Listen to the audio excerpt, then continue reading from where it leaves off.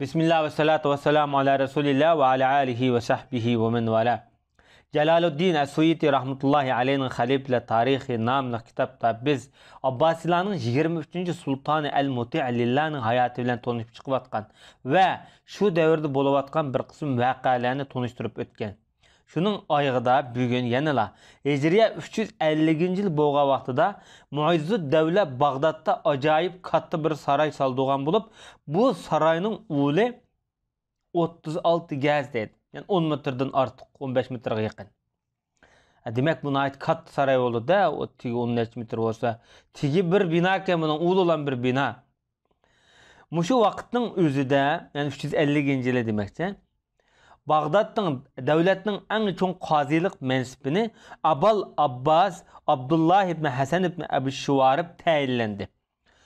Bu Muizzud devletinin şu heşemetlik saraydan ton serpeylanı atkan halette, aldıdı nurgun nağır sunay, dapı dubmak çılıngan halette, hizmeti de askerler sep bulup minip, mağdı da özge her yili Muizzud devletinin 200 bin dirhem pul tapşırma dep şart kıldı. Ve bu hakta hüccet ahdi namılarını yazdı. Şu tizimlikni ornattı da bu cihette. Lekin Muti' lillah bununla bu mensepni berishni taz yaxtumay bagil unmadi. Demek vaqtida qazilikmi pulga setildigan bo'lib ketgan gapda. Davlat umumyuzlik parxo'rlik, manfaat, vosita, aloqasiz bo'lgan bo'lib ketgan. Hatta buni xalifa Muti' mening qishimga kirmisin? Mümkün emas, menga kiremeydi deb şu yorliq tushdi. Bu shunda ojiz holati bo'lsa, Muti' yana bu qilmishini taz yoqtirmagan bo'lsa kerak. Mushu paytlarda Muizzud davlat Bag'dodning Amir Ma'ruf markazi ve saqchi markazlarini o'z kontroliga ilib oldi. Yani bu avval Muizzud davlat og'rib qilib naati bichara miskin bo'p saqaygandan keyin bo'lgan ishlar. Allah onu bir saqaytmasin bo'ptgan deb ilov qildi bu yerda Jaloliddin Suyuti. Hem şu yillarning o'zida Rim, Bizantiya şu vaqtdagi musulmonlardan Aqratish orolini tatib oldi. Bu 230 yillar atrofida fath qilingan shahar edi. Endi bu Aqratish shahri aynı vaqtida musulmonlar tarafidan Aqratish deb atalgan. Bu Abbasilar davrida fath qilingan, İslamiyetning dastlabki bosqichlarida fath qilingan yurtlar.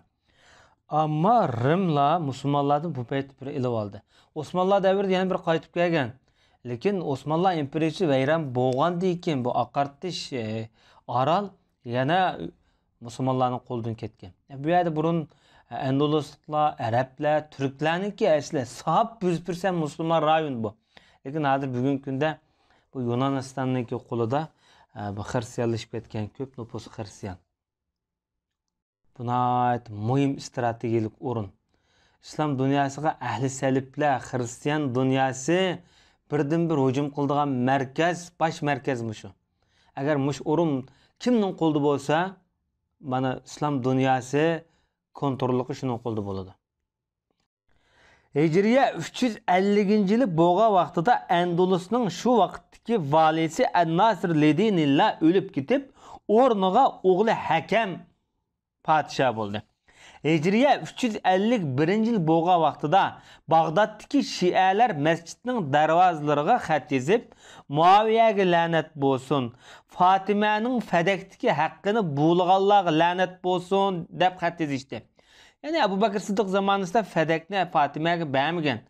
Çünkü Peygamberimizin hadisiga asosan bergilinmagan. Shuni tutuq qilib turib Abu Bakrni maqsad qilmoqchi. Shundaqla Hasanni cho'ng dadisi bilan dafn qilinishdan cheklaganlarga la'nat bo'lsin. İmam Hasan Peygamberimizin nevrisi Medinada o'lib ketgan. Bu kishi Rasululloh bilan birga dafn qilinmay, Baqiyda dafn qilingan. Şu vaqtda azroq bir oz surkilishlar bo'lgan. Shundaqla Abazarni Palğanlarga lanet bolsun. Abu Zer palanmagan. Abu Zer hem bazı meselelerde daha çın turu bilip Hazret Osman, Hazret Muaviye'nin ki devirlerde yani Muaviye vakti, vali vakti bu adam Medine'de tuma edip çıketken bu adam Medine'de taşlap Rabzi diye yege. Ayırım yaşap, yigan ölüp ketken. Bunu Şiiler, Rafiziler palğan dep qaravagan emniyette. Şu xatlar keçide öçürildi dedi. Belki elbette bu Sünniler tarafından öçürilgen bolsa mümkün. Şunun qırğa vaqtida Irak'taki toqunuş bugünkü toqunuş emese, bunun tarixte yıldızı var. Bir toqunuş chiqib turibdi. Muizzud Davla qayta bu xatni yezishni maqsad qildi yana. Tashviqotlarni kechi taqib. Muizzud Davla chunki shu vaqtdagi eng chong lashkariy qo'mondan xalifalikning uchun huquqi yo'q hamda. Bununla vezir, Mehlebi degan vezir öçürilgen orunun özge Allah Resulullah'ın ayel tavabatıga lanet qıyğanlarga, nima zalimlarga, zulüm qıyğanlarga lanet qıysun deb yazgın dedi. Ma vezir mi nayet akıllık vezirken. Bu gap şekli cihati to'g'ri. Şialar razı oldu. Müslümanlar, Sünniler razı oldu. Elbette Resulullah'ın ayel tavabatıga zulüm qıyğan adamga lanet bolsun. O Resulullah'ın ayel tavabatıga emas, her qanda Müslümanga zulüm qıyğan adamga lanet bolsun. Bu to'g'ri gap şekli cihati. O Şialar Muaviye'ge lanet qilish bilan lam ochiq oshkori kifoyalandi dedi. Şu paytlarda. Hicriye 352-yili bo'lgan kunda Aşura günü her yili Muharrem ayının 10'ida Şialar, Rafiziler Kerbela'da Irak'ta hazırkı çoğun bir murasim ötküzüdü. Çünkü bu gün Hazreti İmam Hüseyin'in katli kılıngan, şehit kılıngan günüdür. Muizzud Davla kişilerini baza dükkanlarını takaysa, aşpezlerini, aşhallarını takaysa dep buyruq düşüydü. Bazalarda gümbezlerini tiklep, şu çoğun gümbez çidırlarını tikip etti dedi. Bu gümbez saraylarga ton sarpaylarını yepip etti dedi. Ayollarını çaşları çoğuk halette koçular çıkıp yüzlerini uğruşku buyurup koçular töküp etti ayollarını. Hüseyin'e matem tutunlardı. Mana bu Bağdat'ta tuncu bolap ochiq oshkora ün silip yig'langan kuni edi. Mana bu bid'at uzun yil davomlashdi. Demak, qachoniki Şialar Bağdatni, Iroqni o'z kontrolligiga olsa, bu bid'at uzun mezgil davom etdi. Saddam Hüseyin'niki zamonida bunchalar bo'lib ketgan emas.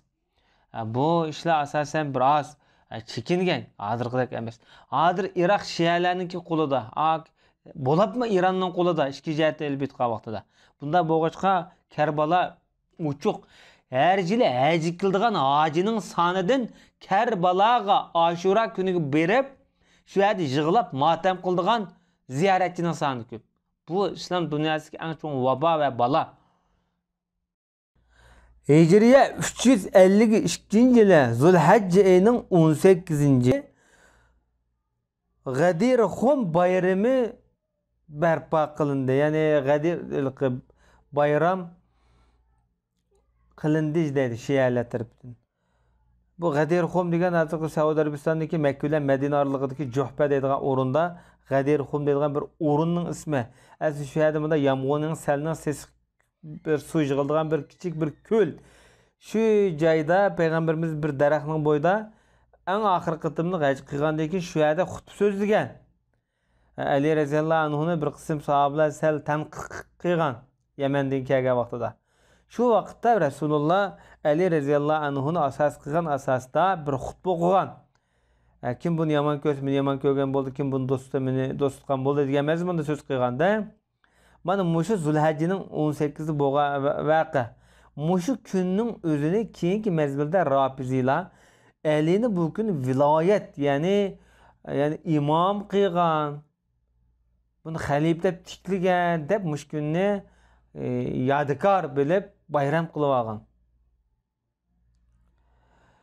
Va bu bayramda daqı dumbaq nağır sunayla çilinip ketdi deydi.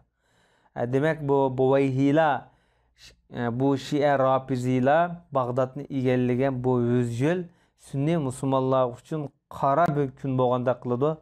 Ta bugun Şialar Iroqni egallab Sunnilarni qirg'in qilib qirayotganga o'xshash.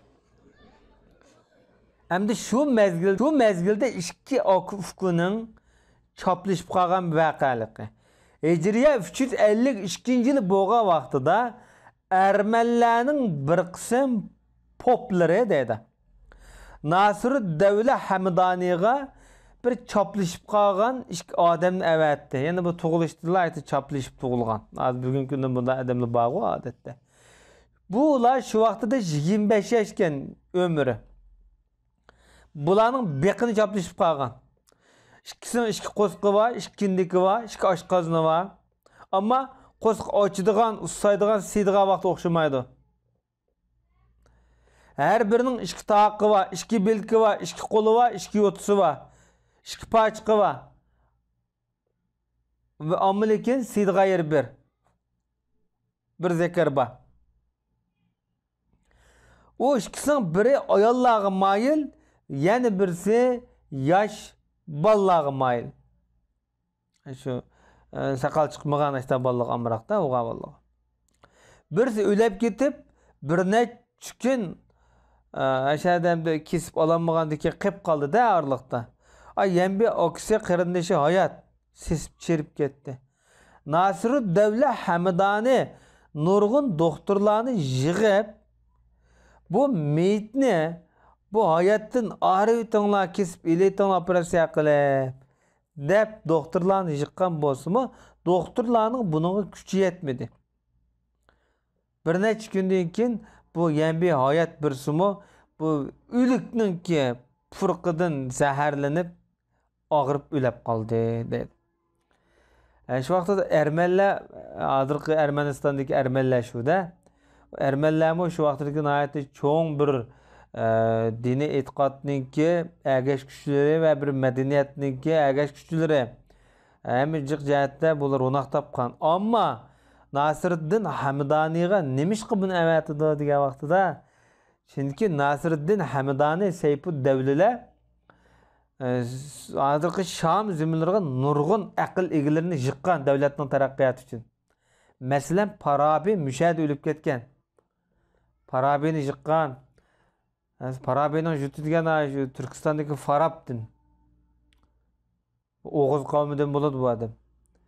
Demek dünyanın neyde akıllıkla bolsa bu Hamdaniler yıkkan özde öltüge. Şunu Ermeniler, Arap yani Müslümanlar firqalardan yardım so'rayapti da.